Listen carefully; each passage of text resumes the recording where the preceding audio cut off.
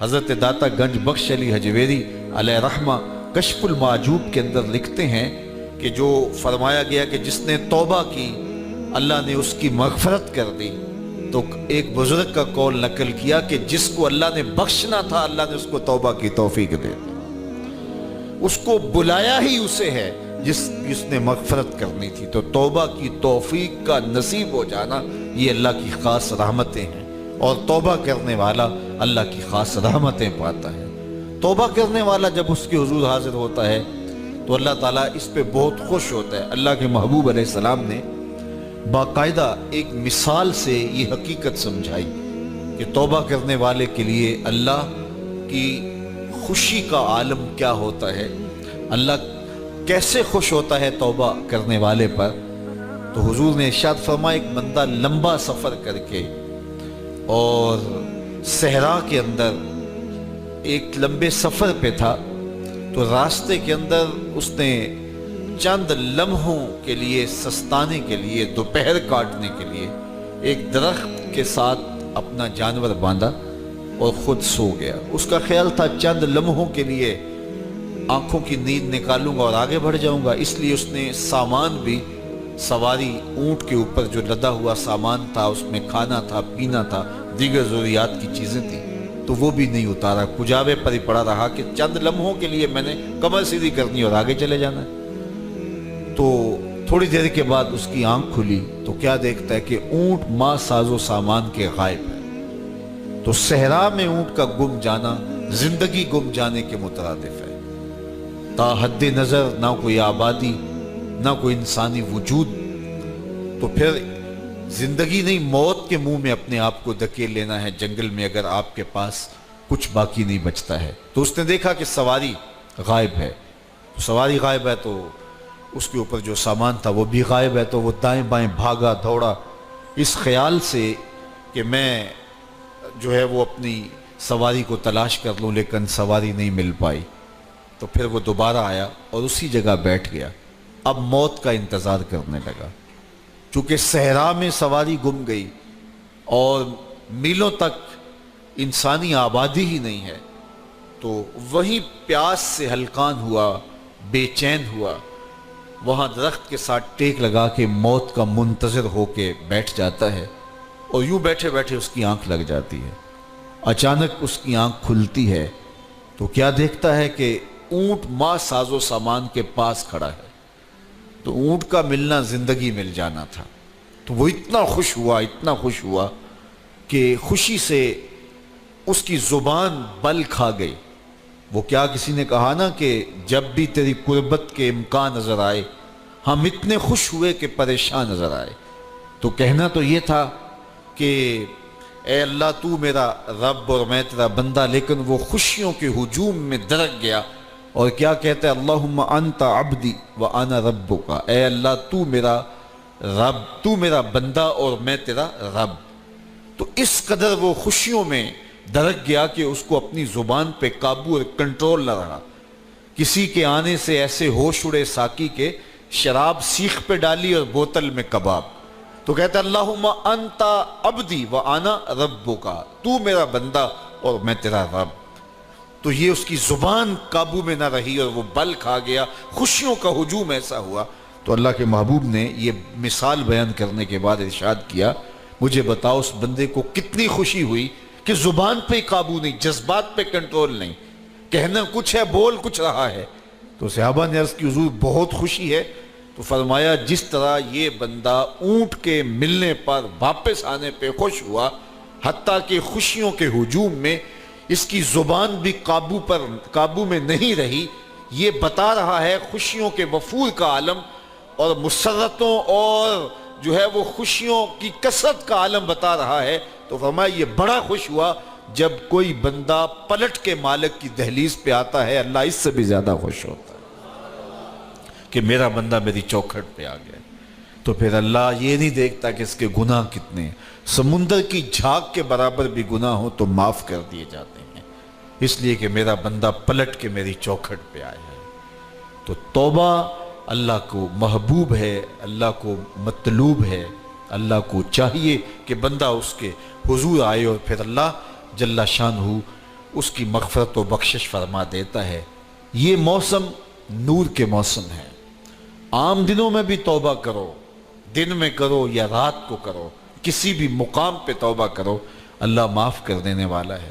لیکن یہ خاص ایام تو ایسے ہیں کہ اللہ کی رحمتیں بندوں کو معاف فرما دیتی ہیں، اور اگر کوئی توبہ کا جو ہے وہ دامن پکڑ کے آ جائے، اس کے حضور حاضر ہو جائے، تو پھر اللہ تعالیٰ جل شانہ بندوں کی خطائیں بھی معاف کرتا ہے اور ان کے گناہوں کو بدل کے نیکیوں میں تبدیل کر دیتا ہے۔ خوش نصیب ہیں وہ لوگ جو ان بابرکت ایام میں اپنی بخشش کا سامان کر لیتے ہیں، اور ان سے بڑا بدبخت بھی کوئی نہیں جو ان سہانے موسموں میں بھی پیاسے رہتے ہیں اور ان موسموں میں بھی ان کی بخشش و مغفرت نہیں ہو پاتی۔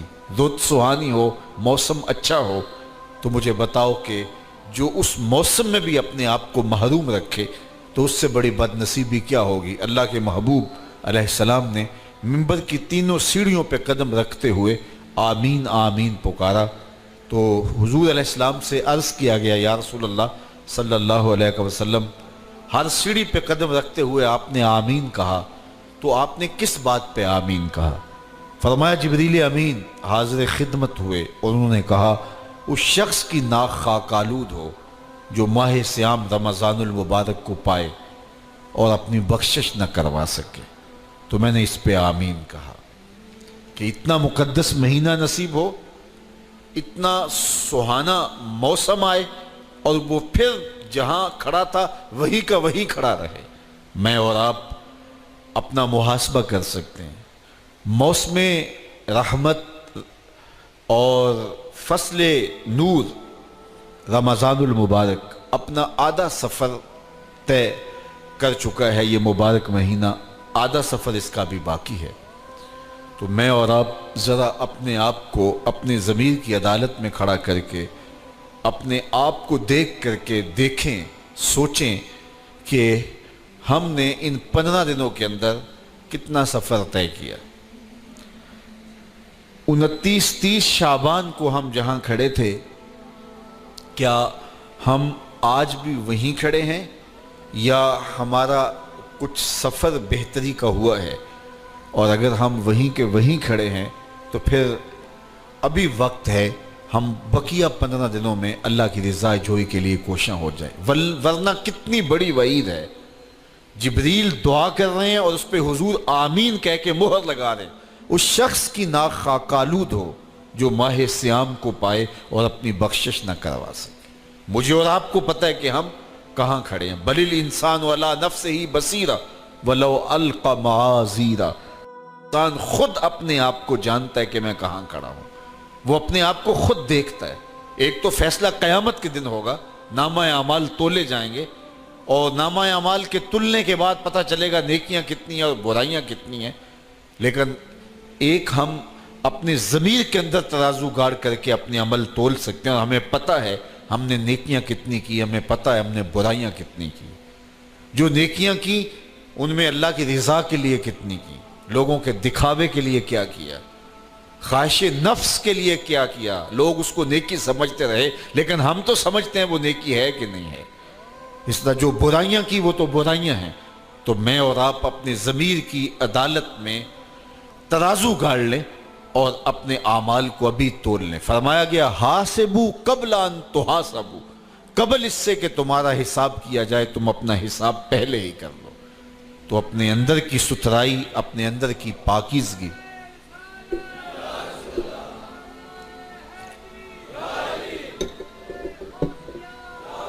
تو اپنے اندر کی پاکیزگی اور اپنے اندر کی طہارت کے لیے مجھے اور آپ کو کوشاں ہو جانا چاہیے، اور اس کے لیے ہمیں ابھی اپنا محاسبہ کرنا ہوگا کہ ہم کس جگہ پہ کھڑے ہیں۔ حاسبوا قبل ان تحاسبوا، وہ کبھی آپ نے دیکھا ہو کہ جب لوگ عمرہ سے واپس پلٹتے ہیں یا حج سے واپس آتے ہیں تو ہر بندہ اپنا سامان باندھ کر کے اس کا وزن کر رہا ہوتا ہے۔ کیوں وزن کر رہے ہو؟ جی ایئرپورٹ پہ پریشانی نہ ہو جائے، جتنا وزن انہوں نے بتایا ہے کہیں اس سے زیادہ نہ ہو جائے اور وہاں مسئلہ نہ بن جائے، تو پہلے ہی اپنا وزن کر لیتے ہیں کہ وہاں پریشانی نہ ہو۔ اور اگر وہاں پریشانی ہو بھی جائے تو اس کے کئی حل بھی موجود ہیں، لیکن پھر بھی ہم کہتے ہیں کہ معمولی پریشانی سے بھی بچنے کے لیے اپنا وزن پہلے ہی ہوٹل میں وہاں کر لیتے ہیں کہ ایئرپورٹ پہ پریشانی نہ بنے۔ تو فرمایا گیا حاسبو قبل ان تحاسبو، دنیا میں اپنا حساب لگا لو، اپنا وزن کر لو، کہیں ایسا نہ ہو قبر میں پریشانی نہ بن جائے، کہیں ایسا نہ ہو کہ حشر میں پریشانی نہ بن جائے، میزان پہ جب عمل تلنے لگے تو پر تمہاری پریشانی نہ بن جائے۔ اس لیے اپنے اعمال کو دیکھ لو، تمہیں اچھی طرح معلوم ہے کہ تم کس جگہ پہ کھڑے ہو۔ بل الانسان علی نفسہ بصیرہ، انسان اپنے آپ کو خود دیکھتا ہے، اسے پتہ ہے کہ میں کہاں کھڑا ہوں اور میری کیفیت اور میرا باطن اور میرا انداز حیات کیا ہے۔ تو اس لیے ہمیں اپنی اس مختصر زندگی کا جائزہ لگانا ہوگا۔ ابھی 15 دن رمضان المبارک کے گزرے تو ہم دیکھیں ان ایام کے اندر ہم نے اپنا وقت کیسے گزارا۔ آدھا سفر یہ ماہ نور کر گیا، ہم جہاں تھے وہیں کھڑے ہیں یا ہم اپنی باطنی کیفیت کو بہتر محسوس کر رہے ہیں؟ جس کے 2 دن برابر گزرے وہ ہلاکت میں ہے۔ گزرنے والے دن سے آنے والا دن بہتر ہونا چاہیے، اور اگر کسی شخص کا آج کا دن کل سے بدتر تھا تو اس کے پلے تو پھر کچھ ہے ہی نہیں ہے۔ اس لیے میں اور آپ اپنا محاسبہ کر سکتے ہیں کہ ہم کہاں کھڑے ہیں۔ تو اب بھی ہمارے پاس موقع موجود ہے، بقیہ 15 دن 14 دن ہمارے پاس موجود ہے۔